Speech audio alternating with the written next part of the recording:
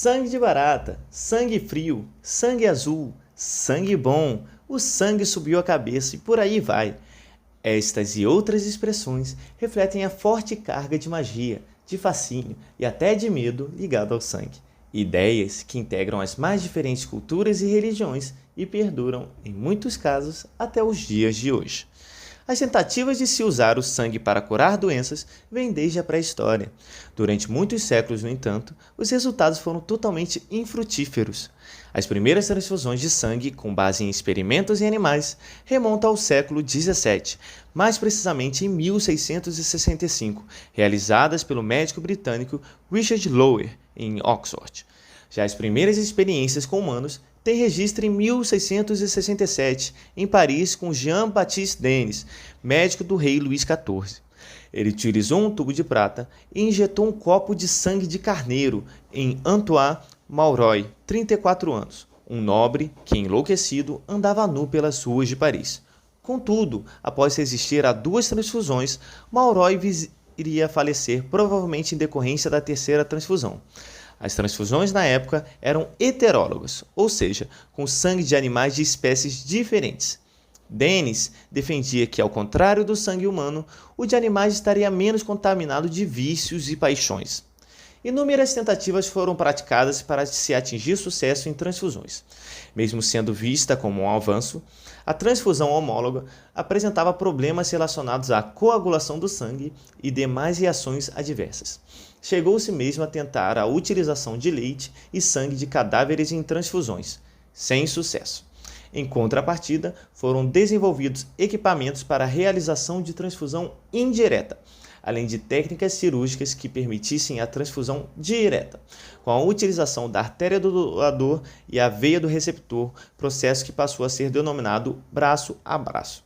Foi no final do século XIX, em 1900, que o imunologista austríaco Karl Landsteiner constatou que o soro do sangue de uma pessoa muitas vezes coagula ao ser misturado com o de outra, ao que culminaria numa das mais importantes descobertas, o sistema de grupo sanguíneo ABO.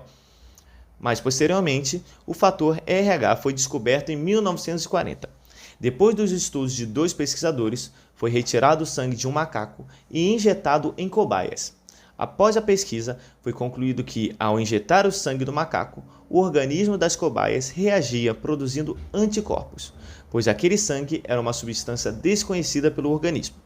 Os anticorpos produzidos foram denominados de anti-RH, pois no sangue do macaco havia um antígeno denominado fator RH. Cerca de 80% das pessoas possuem o fator RH nas hemácias, sendo por isso chamados de RH positivo, enquanto os 20% restantes que não possuem são chamados de RH negativos. É importante conhecer o tipo sanguíneo em relação ao sistema RH, pois também nesse caso podem ocorrer reações de incompatibilidade em transfusões de sangue. O indivíduo RH negativo só deve receber transfusão de sangue RH negativo. Caso receba sangue RH positivo, ocorrerá a sensibilização e a formação de anticorpos anti-RH. Vencida a questão da incompatibilidade, a batalha enfrentada a seguir foi desenvolver processos e métodos que aumentassem a vida útil do sangue, permitindo seu armazenamento e formação de estoques. A primeira transfusão de sangue coletado e estocado em garrafas de vidro ocorreu durante a Guerra Civil Espanhola, em 1939.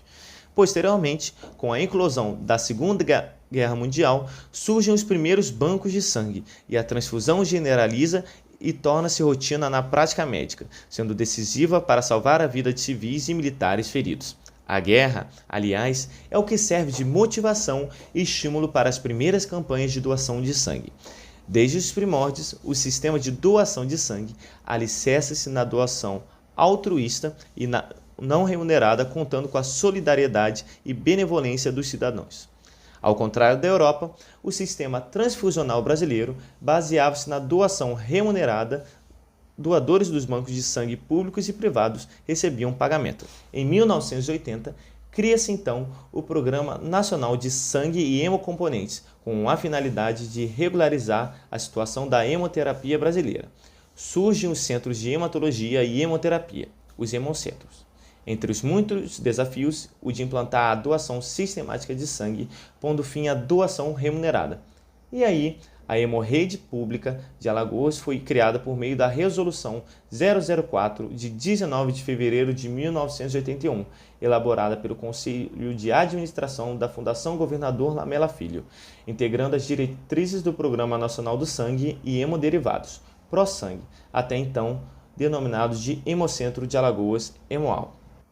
A partir daí, foi possível conectar o doador ao receptor de sangue, ajudando a salvar milhares de vidas.